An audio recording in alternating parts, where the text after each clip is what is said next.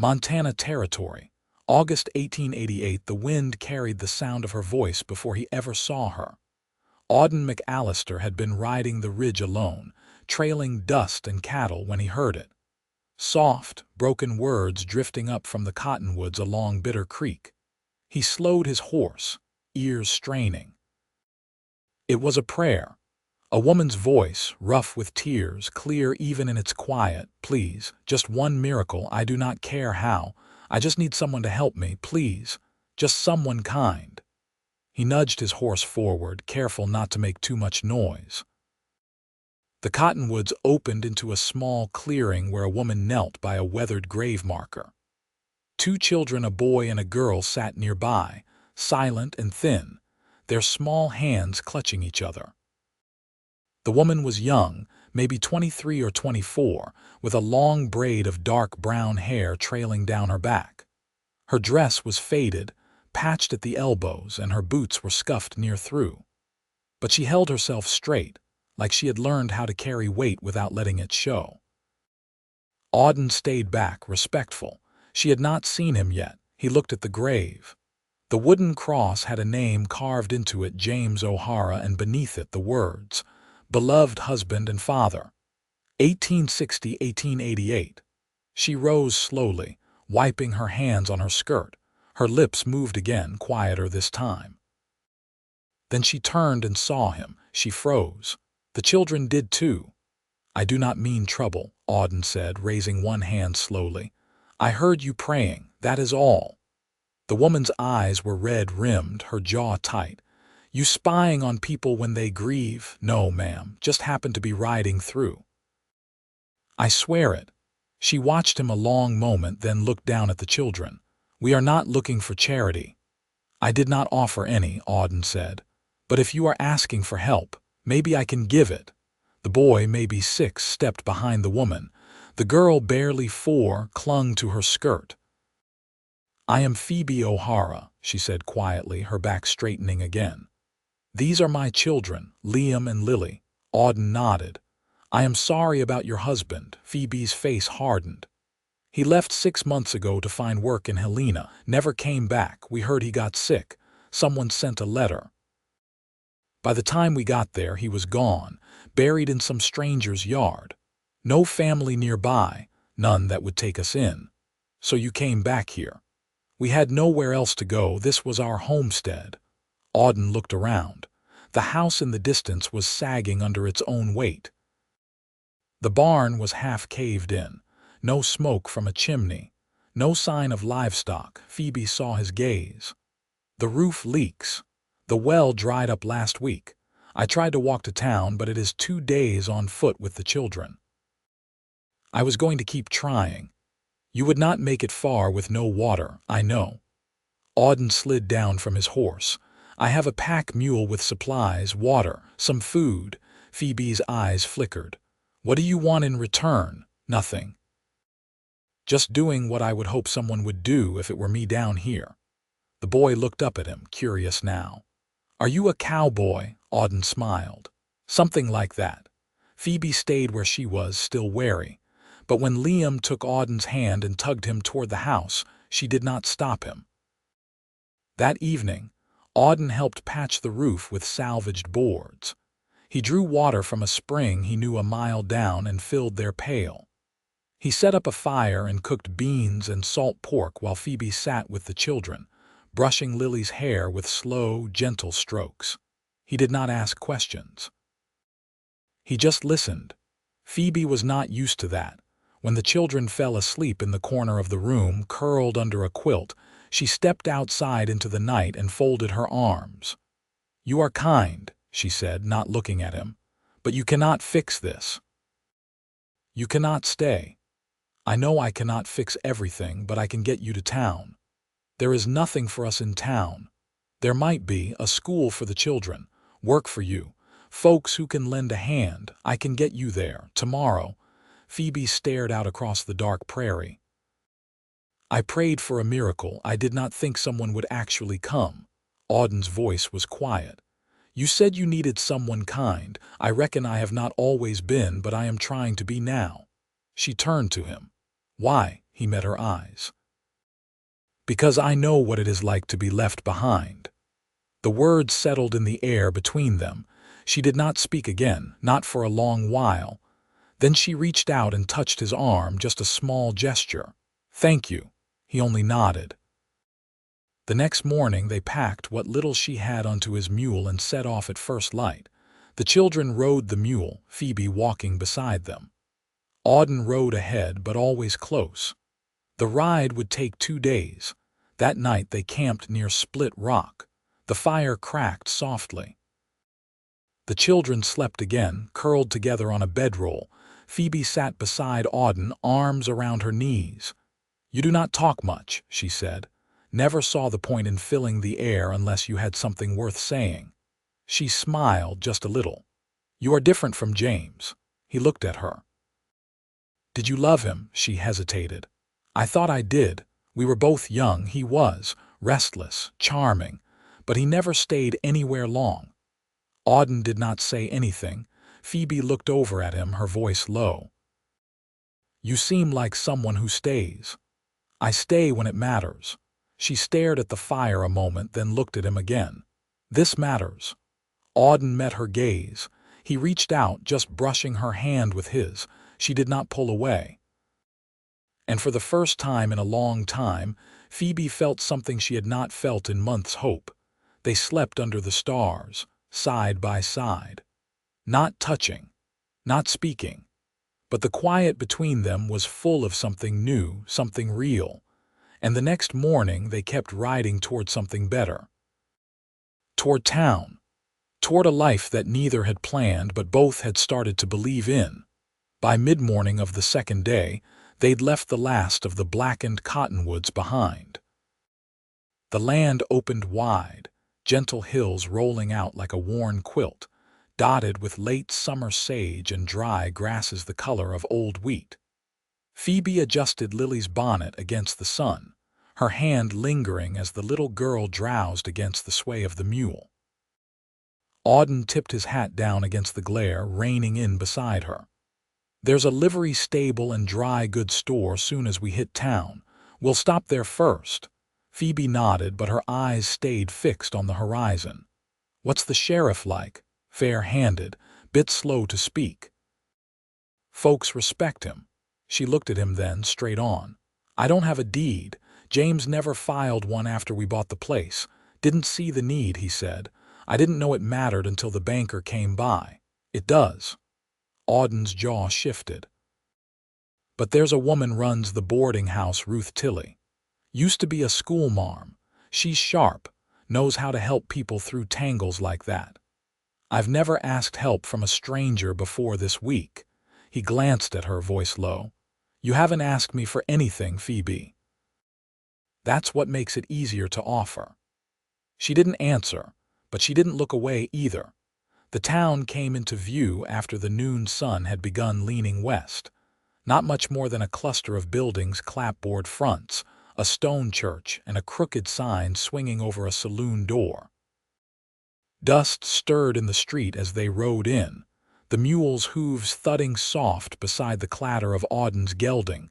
Liam craned his head, wide-eyed. Is this the whole town? Auden grinned. It's the start of one. Phoebe helped the children down outside the mercantile, her movements careful as though she wasn't sure if they'd be welcome. Auden handed her a small coin pouch. I won't take that. You need thread, soap, flour, maybe cloth for the girl's hem. It's not charity, Phoebe. Call it a loan. She hesitated, then took it. I'll pay it back. I know. He led the animals to the stable while she stepped inside with the children. When he returned, she was just coming out, a small parcel tied in brown paper under her arm, Liam carrying a length of twine like it was treasure. They made their way to the boarding house on foot. The whitewashed building stood at the corner where the street bent toward the hills, its porch shaded by a pair of cotton drapes. Ruth answered the knock herself, tall and broad-shouldered, with gray hair pinned in a twist and a ledger tucked under one arm. She took one look at Phoebe and the children, then turned to Auden with a raised brow. "You bring me strays now, just folks who need a roof." Ruth's tone softened. "You got names, sweetheart." Phoebe stepped forward. "Phoebe O'Hara, this is Liam and Lily." "Well, you look like you've seen harder days than most." Ruth opened the door wider. "Come in. I've got a front room that stays cool even in August. You'll need to sweep it yourself, but I'll set out linens and a basin." Phoebe's voice caught. "Thank you." "I don't do it out of kindness," Ruth said, though her eyes were gentle. "I do it because helping one woman helps every woman trying to raise young ones when the world's gone to rot." Auden waited outside while they settled in. When Phoebe returned, she looked steadier, though her shoulders still carried tension. "She's kind. I wasn't expecting that. She's also nosy, so expect questions over supper." Phoebe folded her arms. "What about you?" "Where will you go? Depends." "On what?" "On whether you want me to stay nearby." The wind picked up, tugging a strand of her hair loose from its braid. She tucked it back. "Why would you?" "Because I find I'd rather be where you are than where I was." Phoebe studied him, her expression unreadable. Then she nodded once. "All right." They stood there a moment longer, the street quiet, the sky stretched wide and pale above them. Then Liam called from the window, asking about supper, and Phoebe turned to go inside. That night, Ruth served stew and cornbread at a long table where 2 ranch hands and a widow from Dakota sat. The children ate with eager hands, and Phoebe, though clearly unused to company, joined in the quiet talk. Auden didn't sit with them. He took his meal outside on the porch, watching the stars come out. Phoebe found him there after the dishes were done, her voice low as she stepped through the doorway. "You didn't have to wait. I wanted to." She sat beside him. "I don't know what comes next. I don't know if I'll find work or how long I'll be allowed to stay." "You'll find something. You've already lasted longer than most would have." "I get tired of being strong." He didn't answer, but the silence he left was full, not empty. Phoebe reached for his hand, fingers brushing his lightly. "Can I ask you something, course? Do you have family?" His hand closed gently around hers. "Had a brother, lost him in Kansas, rode alone after that." "I'm sorry." He gave a slow nod. "You don't have to be." Phoebe leaned her head against the post behind her, eyes closing. "I didn't think I could do this, start again, but today felt like maybe I can." Auden turned his hand over, knuckles rough against her palm. "You're not alone in it anymore." She looked at him then, and the porch light caught the edge of a smile, not forced, not polite, but something real. Neither of them said anything more that night. But when she rose to go inside, she didn't let go of his hand right away. And when she did, it was with a quiet kind of promise in her eyes, one she meant to keep. By the second week, Phoebe had a job gutting fish behind the butcher's, and the children walked each morning with Ruth to the church hall where Miss Danner taught letters and numbers to the younger ones. Phoebe's hands stung from the brine, and the smell clung to her sleeves no matter how hard she scrubbed. But it was honest work, and it paid enough to keep their room and cover bread and beans. Auden came by in the evenings, never uninvited, never late. Sometimes he brought whatever game he'd hunted or odds and ends she hadn't asked for. A tin of buttons, a length of ribbon for Lily, a carved wooden horse that made Liam's eyes go wide. He never stayed long inside, always lingering by the porch rail, hat in hand, boots dusted from wherever he'd ridden that day. One Thursday, after supper, Phoebe joined him outside with her apron folded over her arm. "Liam asked if you were a gunslinger," she said, eyeing him as she settled beside the railing. "Is that right?" Auden adjusted his collar. "What you tell him?" "I told him no one who's worth anything brags about what they've done with a gun." His mouth tugged into a faint curve. "You'd be correct." She leaned her elbows on the rail. But you've used one. I have. On men. Auden didn't answer right away. A horse tied across the way tossed its head, stirring the silence. Once, he said. When I was younger and full of reasons that don't hold up now. Phoebe nodded once. You regret it. I live with it. She glanced toward the church steeple. I used to think forgiveness was something you earned. Like a crop you worked hard enough, prayed long enough, and eventually you'd get your share. And now, I think maybe it's more like rain. Comes when it wants and not always to those who planted best. Auden looked at her, really looked, and something in his chest shifted. You still praying? Not like before, she straightened. When I prayed that day, I didn't expect an answer. I was angry, tired enough to say anything. You weren't wrong to ask. I wasn't expecting kindness from a stranger. You didn't stay a stranger long. She didn't speak for a while. A dog barked somewhere down the alley, and a window slammed shut 2 buildings over. I saw you watching Liam at supper, she said at last. He trusts you. That doesn't come easy for him. I noticed. He spent most of his life waiting for someone to leave. I'm not great at goodbyes, Auden said, so I try not to make them. Phoebe turned to him. Why haven't you gone yet? Because you haven't asked me to. Her eyes didn't waver. You've slept rough most nights, haven't you? Barnes fine enough. There's an empty cot in the back room. Ruth's offered it to a dozen boarders over the years. It's not much, but there's a roof and a door that locks. Auden studied her. You sure? I wouldn't offer if I weren't. He gave a slow nod. Then I'll stay. She pressed her hands together, then turned toward the stairs. You'll need a key. I'll ask Ruth in the morning. Phoebe, she paused, half-turned. Don't think I don't know what this means, he said. You're trusting me, with more than just a roof. I'm trusting myself too, she said. That's the harder part. The next morning she found him already fixing the back steps, hammer in hand, shirt sleeves rolled. He'd pulled the rotted plank and was cutting another to size from scrap. You always work this early, she asked. Only when I'm trying to make myself useful. She handed him a tin cup of coffee. You're already that. He took it, fingers brushing hers. Then I'll keep trying. Phoebe watched him for a moment, then turned back toward the kitchen where Lily was humming over a bowl of flour, and Liam was carefully copying letters into a ledger Ruth had given him. Their world was still small, but it no longer felt like it would vanish the moment she looked away. Outside, the sound of the hammer rose again, steady and sure.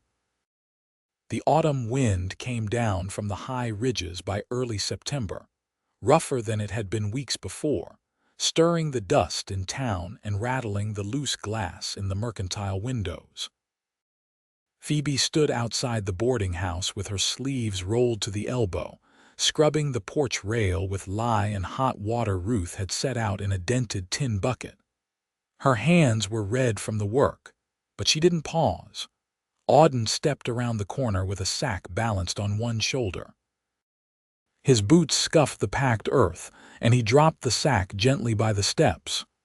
You're a hard woman to keep up with, he said, brushing sawdust from his coat. That's the 3rd time you've said that to someone today, she answered, not looking up. No, the stable boy got you quicker than a rattler, and Ruth got nothing at all. Phoebe leaned back on her heels, finally meeting his eyes. And what do I get? You get the truth. She set the brush aside, flexing her fingers. What's in the sack? Split firewood. Thought you might want it stacked before night. Weather's changing. She nodded once. You always bring something when you come.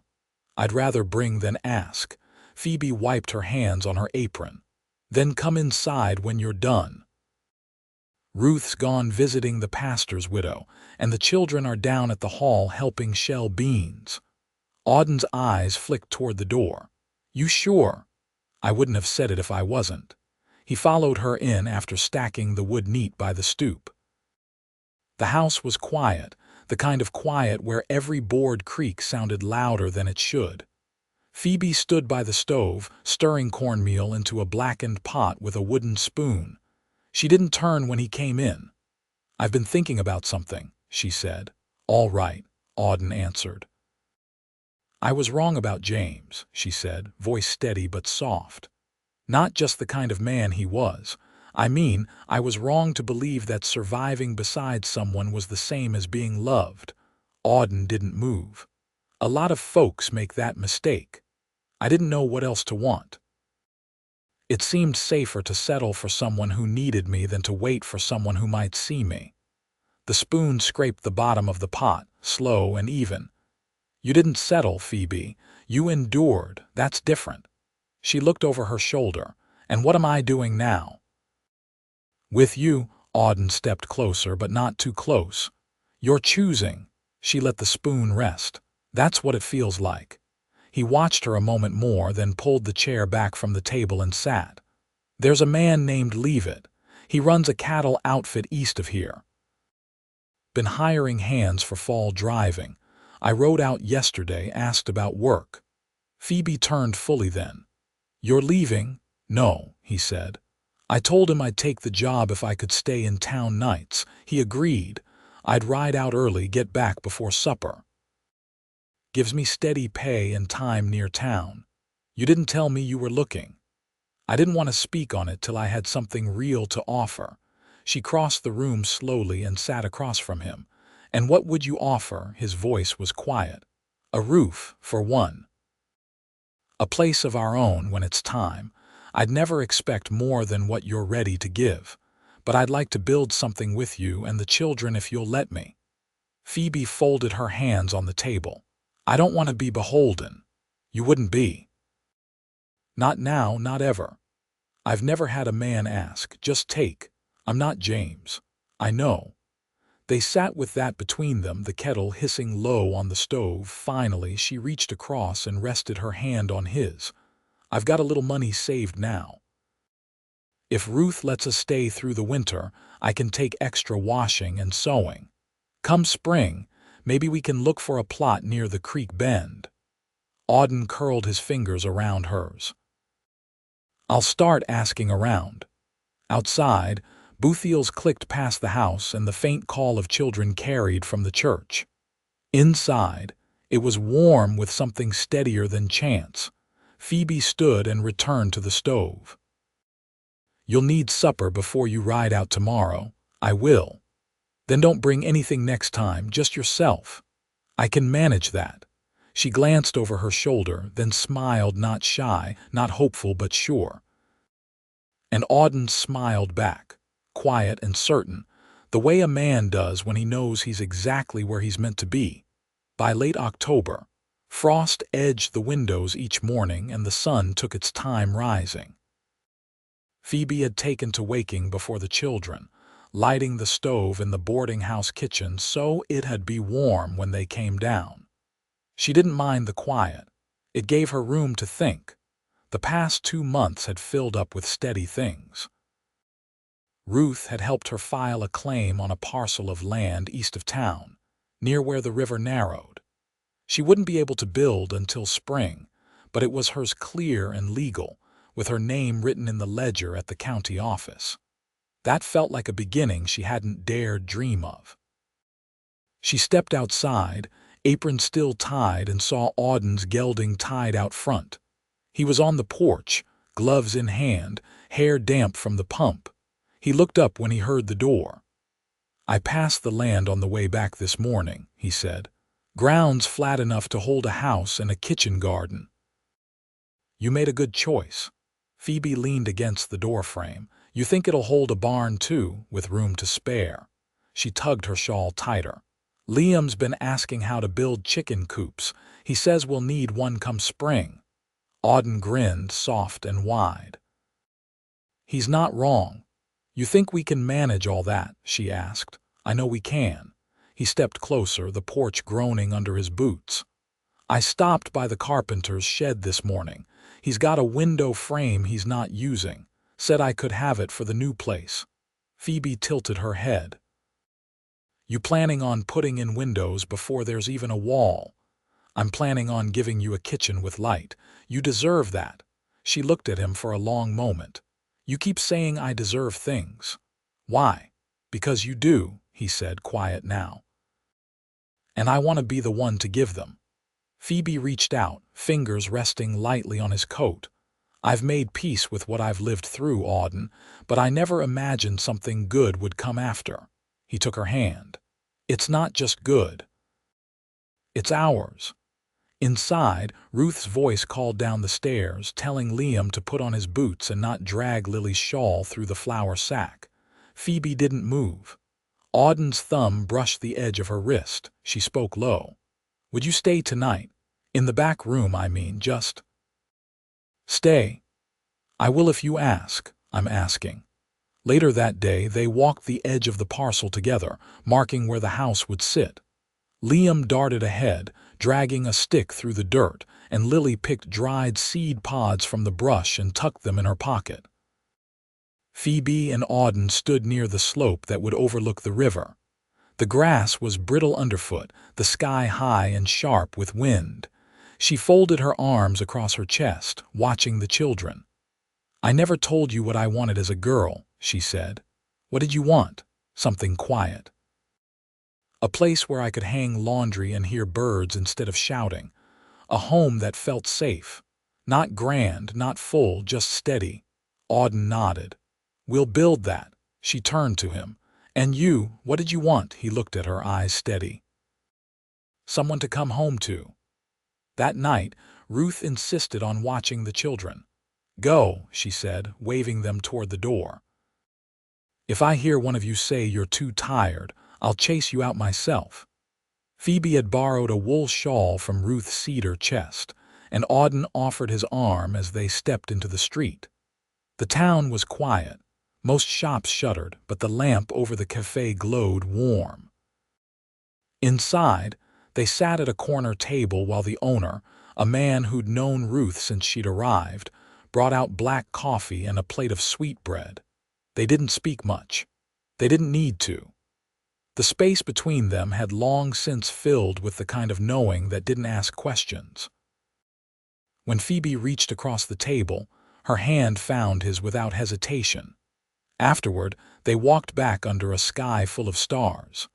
Lily and Liam were asleep when they returned, curled on the quilt Ruth had laid out in the parlor. Phoebe kissed each child's forehead, then turned to Auden. She led him to the back room where the cot had been remade, new wool blanket folded neatly at the foot. She didn't say anything when she reached for his hand, pulling him close. He brushed the hair from her cheek and she leaned into the touch. "You're sure?" he asked. "I've never been more sure of anything." They lay side by side, fully clothed, her fingers resting over the rise of his chest. The wind rattled the shutters and the stove ticked as it cooled. But inside the small room, everything was still. Come morning, Liam found them in the kitchen, Phoebe humming over the stove, Auden slicing bread like he'd been doing it his whole life.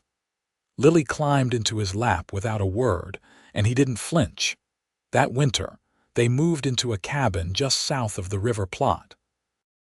It was small, 2 rooms, 1 stove, and a porch where they dried herbs Ruth had given them, but it held warmth that didn't come from fire alone.